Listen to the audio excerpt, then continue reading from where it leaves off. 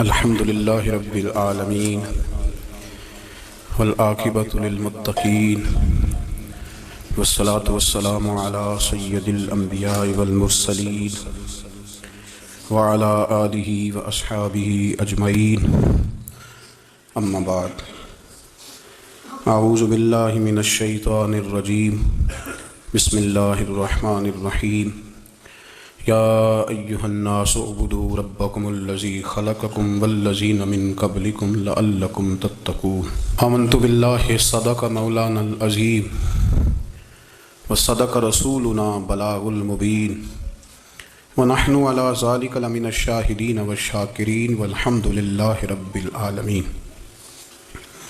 قال اللہ تبارک و تعالی فی شان حبیبہ مخبرا وامرا ان اللہ وملائکتہ یصلون علی النبی یا ایہا الذین آمنوا صلوا علیہ وسلموا تسلیما۔ الصلاة والسلام علیک یا سیدی یا رسول اللہ وعلی آلک واصحابک یا سیدی یا حبیب اللہ۔ الصلاة والسلام علیک یا سیدی یا نبی اللہ وعلی آلک واصحابک یا سیدی یا نور اللہ۔ اللہم صلی علی سیدنا و مولانا محمد معدن الجود والکرم وآلہ وصحبہ وعطرتہ وبارک وسلم۔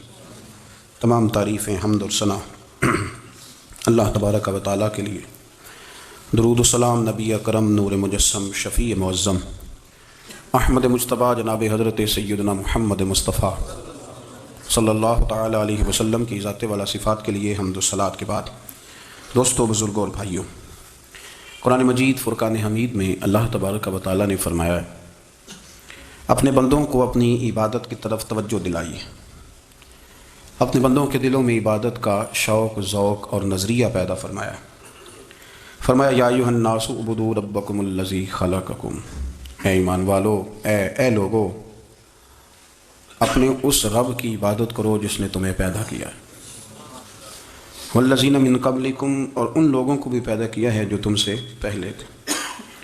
تمہیں عبادت کا نفع یہ ملے گا لعلکم تتقون، کہ تم پرہیزگار ہو جاؤ گے۔ عبادت اس لیے کرو کہ اللہ نے تمہیں پیدا کیا ہے، اور اس لیے کہ تم سے پہلے لوگوں کو بھی اللہ نے پیدا کیا ہے۔ اور پھر ارشاد فرمایا کہ الذی جعل لکم الارض فراشا، وہی رب ہے جس نے تمہارے لیے زمین کو فرش بنایا ہے، والسماء بناء، اور آسمان کو چھت بنایا، وانزل من السماء ماء فاخرج به من الثمرات رزقا لکم، زمین کو فرش بنایا، آسمان کو چھت بنایا، پھر آسمان سے پانی برسایا جس کے ذریعے پھل نکالے، اور وہ بھی کسی اور کے لیے نہیں، رزقا لکم، تمہارے رزق کے لیے، وہ بھی تمہارے رزق کے لیے۔ یہ ساری نعمتیں تمہیں دی ہیں، اب فلا تجعلوا للہ اندادا، اب تم اللہ کے ساتھ کسی کو شریک نہ بناؤ، وانتم تعلمون، اور تم جانتے بھی ہو، تمہیں خبر بھی، تمہیں پتہ ہے کہ عبادت اللہ کی کرنی چاہیے، تمہیں پتہ ہے کہ نماز پڑھنی چاہیے، تم جانتے ہو کہ نوافل ادا کرنے چاہیے، تمہیں پتہ ہے کہ سجدے آنکھیں بند کر کے جھوٹ کی زندگی جی کے، اپنے ساتھ بددیانتی کر کے، دھوکہ دے کے اپنے آپ کو دائیں بائیں اپنے آپ کو کہیں مصروف رکھ کے کچھ وقت ضائع تو کر لیتے ہو، پر تمہیں پتہ تو ہے نا کہ عبادت اللہ کی کرنی، تمہیں اس کی خبر ہے۔ فرمایا اس رب کی، دیکھیں نا، انسان پر اگر کوئی شخص نیکی کر دیتا ہے، احسان کر دیتا ہے، تو انسان اس کے سامنے پھر گردن نہیں اٹھا سکتا، یار یہ میرے مشکل وقت کا دوست ہے، اس نے میرے ساتھ نیکی کی ہے، کبھی بھی گردن نہیں اٹھائے گا، جھکا کے رکھے گا۔ تو اگر عام کوئی نیکی کر دے تو اس کے سامنے انسان کبھی گردن نہیں اٹھاتا، تو جو رب ساری نعمتیں عطا فرمائے، جو کہے کہ تیری تخلیق میں نے کی، تجھ سے پہلوں کو بھی پیدا میں نے کیا، تیرے لیے زمین کا بچھونا بھی میں نے بچھایا، آسمان کی چھت بھی میں نے لگائی، تیرے لیے زمین سے ساری اناج کو، پھل کو، کھیتیوں کو نکالا بھی تیرے لیے، اب تو اس طرح کر کہ تو میری عبادت کر، تو میری بارگاہ میں جھک جا۔ بہت سارے نشے لوگوں کو لگے ہوئے ہوتے ہیں، ہر آدمی کوئی نہ کوئی نشہ کرتا ہے، کوئی دولت کا کرتا ہے، کوئی شہرت کا کرتا ہے، کوئی اپنی تعریف کا نشہ کرتا ہے، دو چار لوگوں سے تعریف سن کے مطمئن ہو جاتا ہے۔ ناراض تو نہیں ہو گیا اس جملے سے؟ آپ کرتے ہیں لوگ دولت کا نشہ بھی، یہ جب نقصان ہوتا ہے تو بندے بیمار نہیں ہو جاتے، پیسے ڈوب جاتے ہیں تو لوگ بیمار نہیں ہو جاتے، تو اس کا مطلب یہ ہوتا ہے کہ نشہ ٹوٹ گیا ہے۔ اب بہک ہوئے ہیں نا تھوڑے سے تو کانپتے ہیں، تڑپتے ہیں، پریشان، نشہ ہی اسی طرح ہی کرتا ہے نا، نہیں ملتا تو پریشان ہوتا ہے۔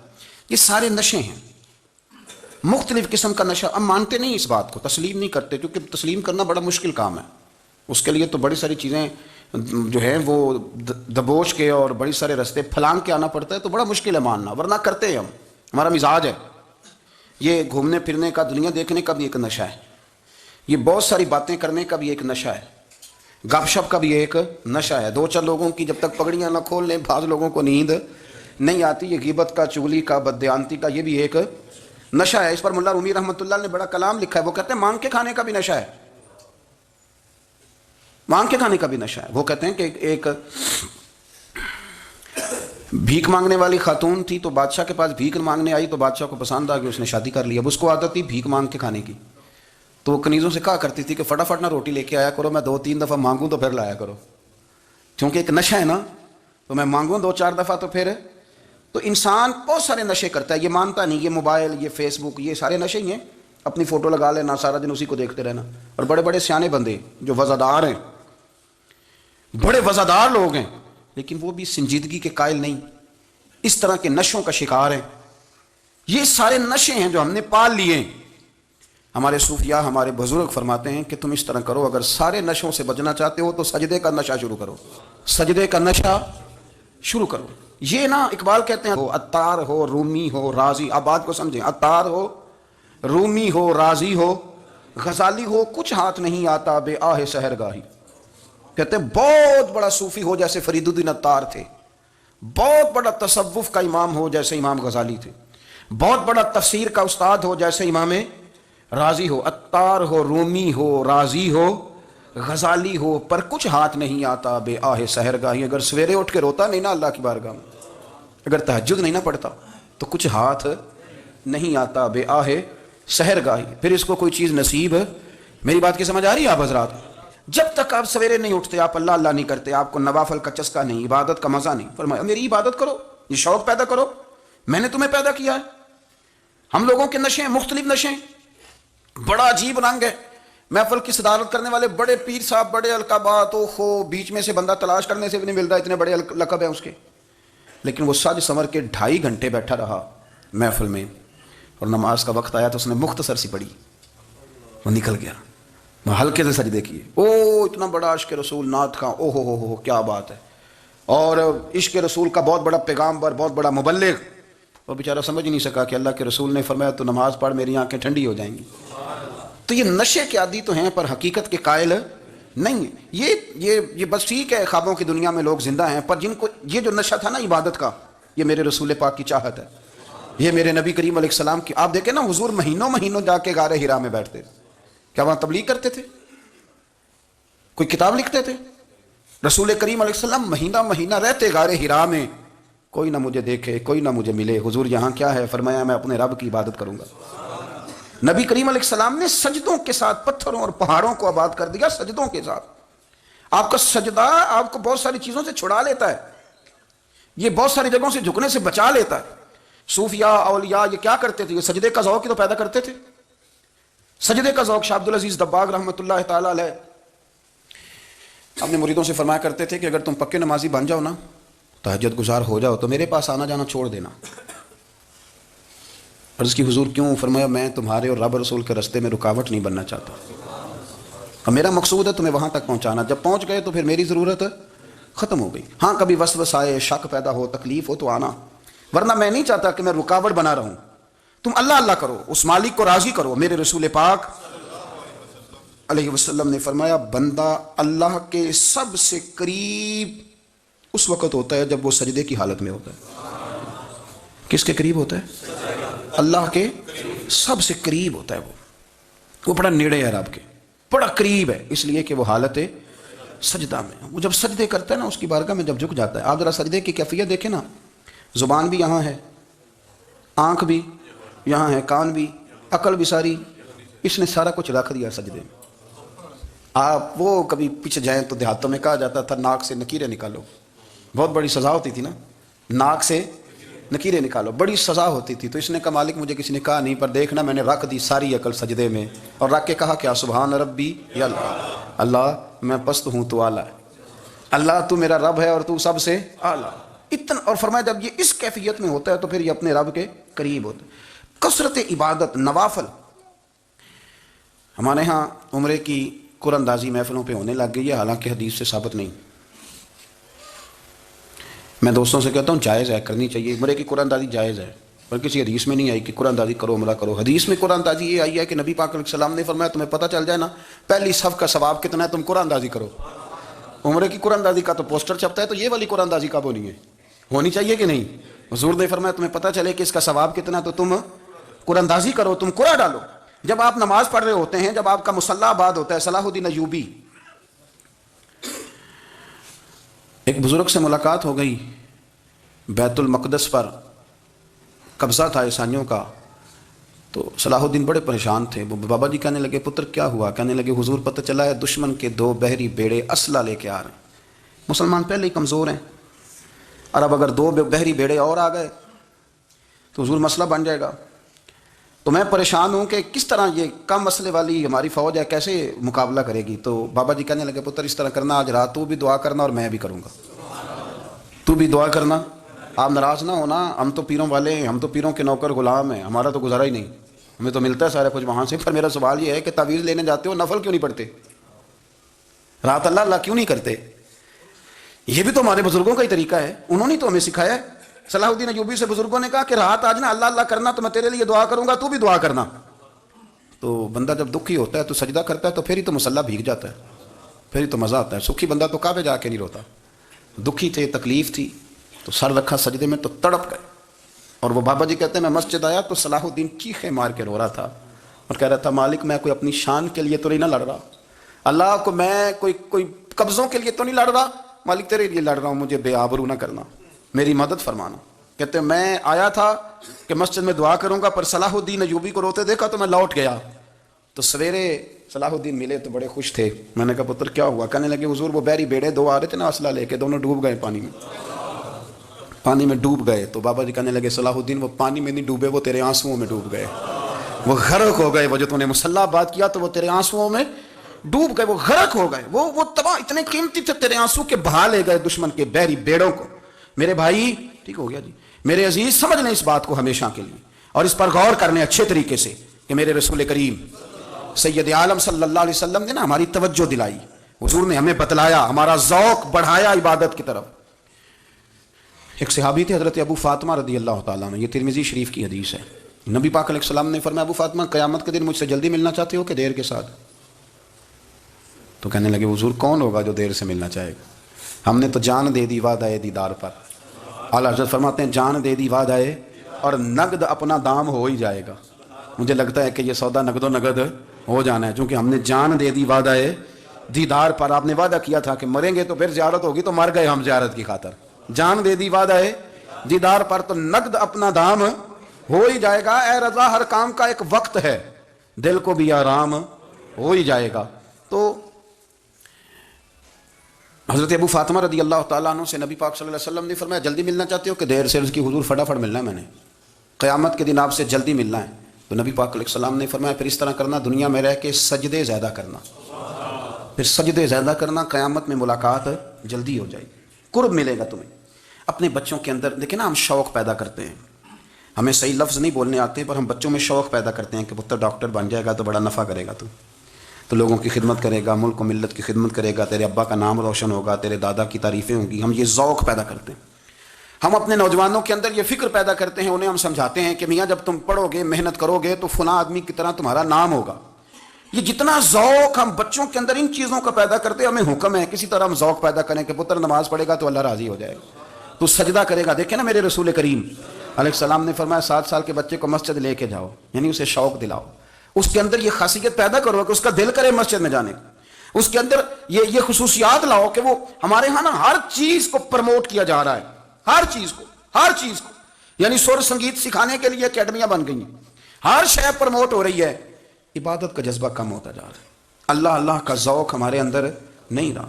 اور اتنا مشکل ہم نے اپنے لیے بنا لیا ہے کہ وہ بندہ جو بڑی زبردست مذہبی گفتگو کر رہا تھا اور تگڑی بات کر رہا تھا، کیا بات ہے، لیکن نماز کے بارے میں کمزوری دکھا جاتا ہے، نوافل کے بارے میں وہ چپکے سے نکل جاتا ہے. امام احمد بن حنبل رحمۃ اللہ تعالیٰ علیہ، مسند امام احمد بن حنبل 14 جلدوں میں ہے مارکیٹ میں، اور مجھے تو خیر پسند ہی بڑی ہے، میں نے تو کئی دفعہ پڑھی ہے. اور کیا بات ہے امام احمد بن حنبل کی، کیسے تگڑے قسم کے محدث تھے اور اللہ نے کتنا انہیں اعزاز عطا فرمایا ہوا تھا. یہ کوڑے بھی کھاتے تھے دین کی خاطر، سارا کرتا لہو سے بھر بھی جایا کرتا تھا. بڑا اعزاز والا شخص تھے، بڑے اعزاز والے. حدیثیں جمع کرنا، حدیثیں لکھنا، حدیث پڑھانا، سارا دن رہتے تھے. کہہ سکتے تھے کہ میں کر تو رہا ہوں کام، اور حدیث بھی موجود ہے کہ عالم عابد سے افضل ہوتا ہے، پر اس کے باوجود امام احمد بن حنبل رحمۃ اللہ علیہ 300 نفل فرض نمازوں کے علاوہ پڑھا کرتے تھے. 300 نوافل روز پڑھا کرتے تھے. ان کے بیٹے نے کہا ابا جی مکان خریدنا ہے تو کوئی جگہ کہاں کر کے لوں، بہت ساری آبادیاں. تو فرمایا پتر وہاں لینا جہاں مسجد قریب ہو. میرے رسول کریم سید عالم صلی اللہ علیہ وسلم اتنا پسند کرتے مسجد کو، اتنا پسند کرتے نماز کو، کہ رسول کریم صلی اللہ علیہ وسلم تہجد کی نماز بھی پڑھتے، پھر حضور فجر کی نماز بھی پڑھتے.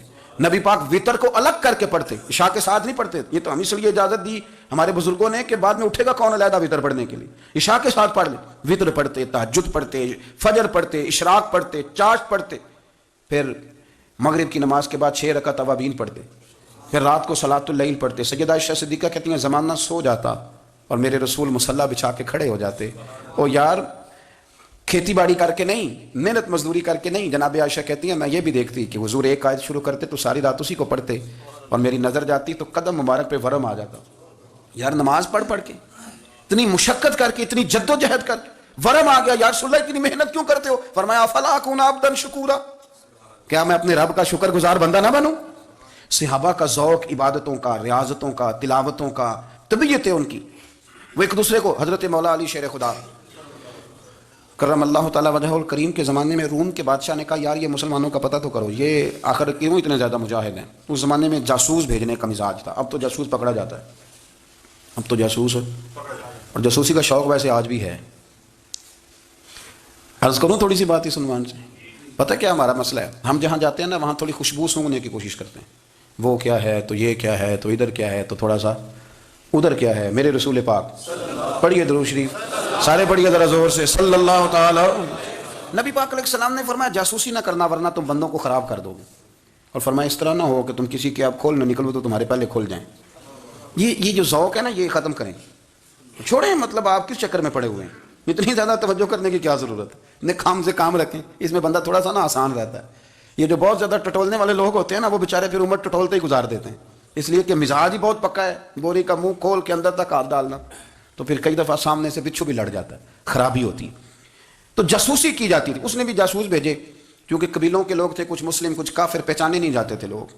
تو کچھ لوگ اس نے بھیجے، انہوں نے آ کے نا تحقیق کی، ریسرچ کری کہ آخر ماجرا کیا ہے. تو واپس جا کے انہوں نے رپورٹ دی نا روم کے بادشاہ کو. اس رپورٹ کا ایک جملہ بڑا شاندار ہے. وہ کہنے لگا بادشاہ ہمیں مسلمانوں کی کوئی سمجھ نہیں آئی، ہمیں کوئی سمجھ نہیں آئی. انہوں نے کہا کیوں نہیں سمجھ آئی؟ کہنے لگے یار عجیب بندے ہیں، جب رات مسلح پہ بیٹھتے ہیں تو یوں لگتا ہے ان کا دنیا سے رشتہ ہی کوئی نہیں، کوئی کسی کو نہیں جانتا. کوئی اپنے دکھ سنا کے رو رہا ہے، کوئی اپنی بات کر کے رو رہا ہے، لگتا ہے کہ ان کا کوئی رشتہ ہے ہی نہیں جب مسلح پہ بیٹھتے ہیں. اور فرمایا جب سویرے یہ جہاد کرنے نکلتے ہیں تو لگتا ہے ان سے زیادہ دلیر ہی کوئی نہیں.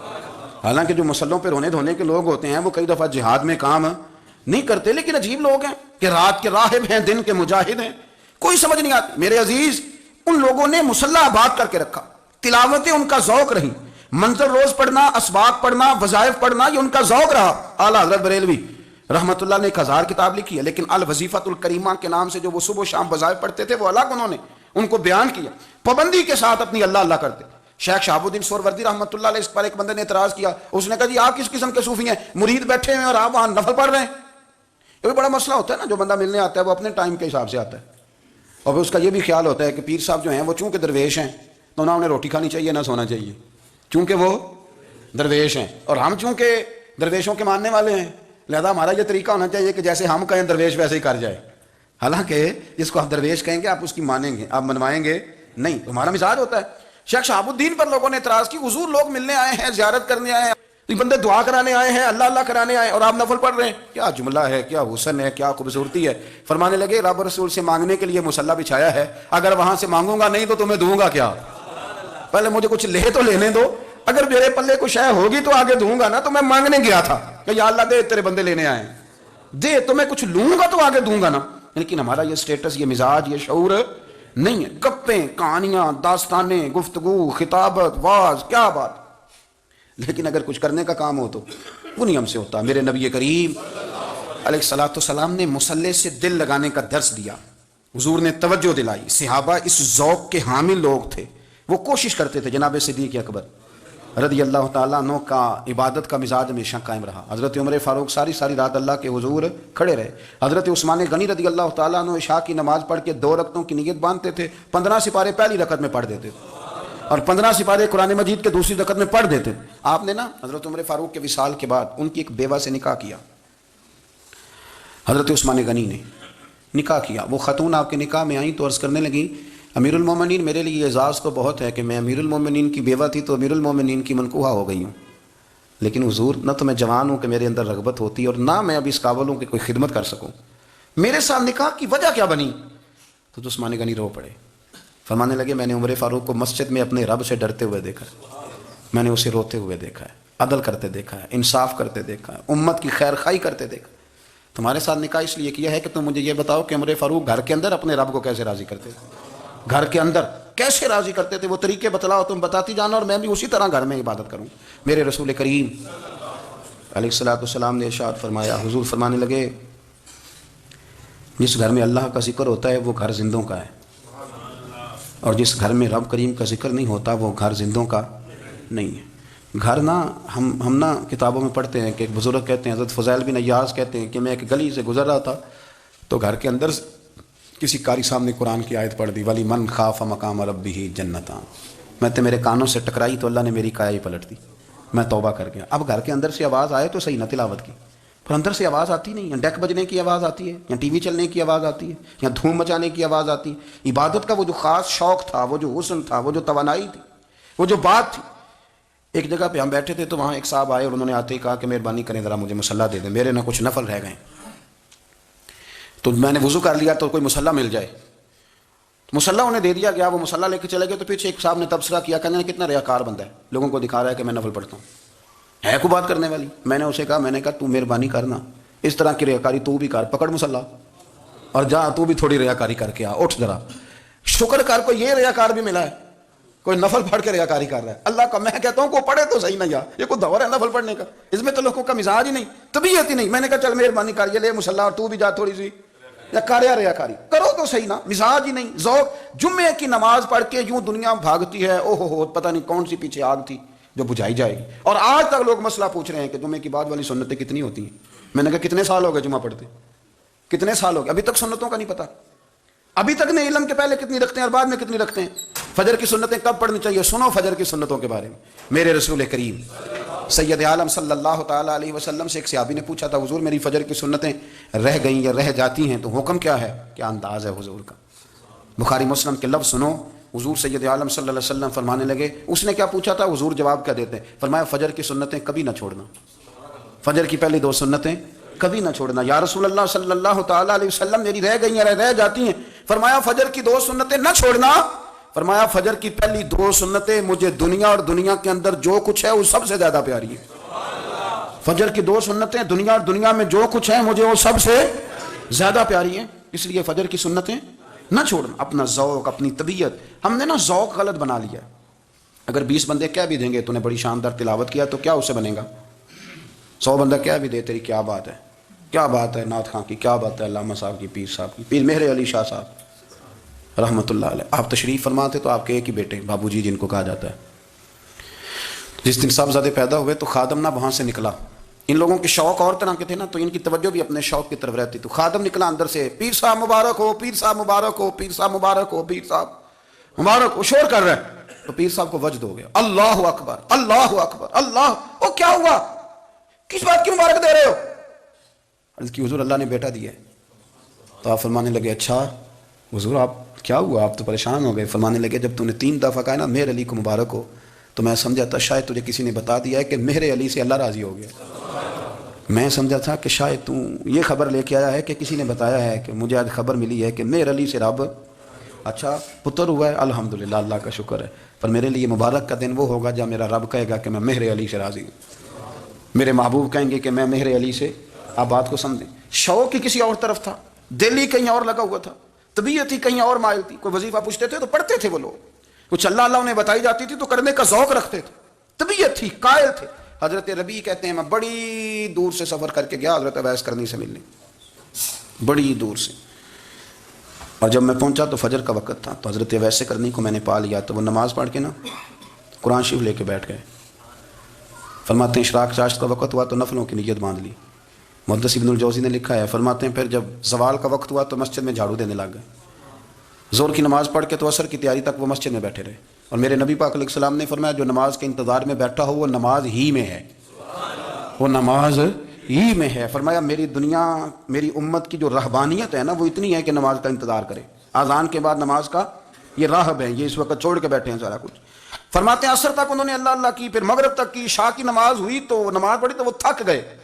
اب مجھے وہ فارغ ہوں مصلی چھوڑے تو میں ملاقات کروں نا. یہ آپ حیران نہ ہو کہ اتنی دیر بندہ کیسے اللہ اللہ کر، ہم نے کی نہیں نا اس لیے ہم پریشان ہیں. جو عادی ہوتے ہیں وہ کر بھی لیتے ہیں. وہ یہ کام، میری بات کی سمجھ آ رہی ہے؟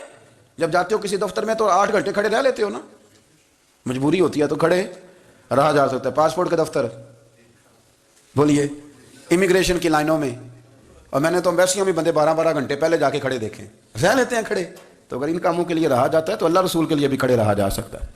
تو فرمانے لگے کہ جب عشاء کی نماز کے بعد آخر انسان تھے، تھک گئے، نیند کا غلبہ ہوا تو تھوڑی ایسے آنکھ بند ہوئی تو کھولی تو رونے لگے. حضرت ویسے کرنی رو کے کہنے لگے مالک مجھے غافل تو نہ کر، ابھی میں نے کیا بھی کچھ نہیں، دن ختم ہو گیا، کوئی نفل نہیں، کوئی اللہ اللہ نہیں، اللہ مجھے غافل نہ کر، میری مدد فرما.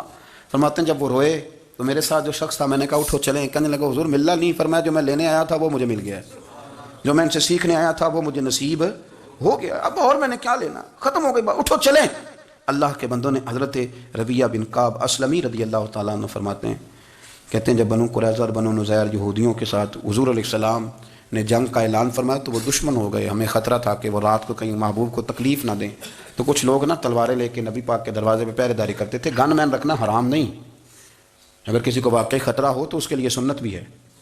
حضرت علی المرتضیٰ تلوار لے کے حضور کے گھر کا پہرا دیتے تھے.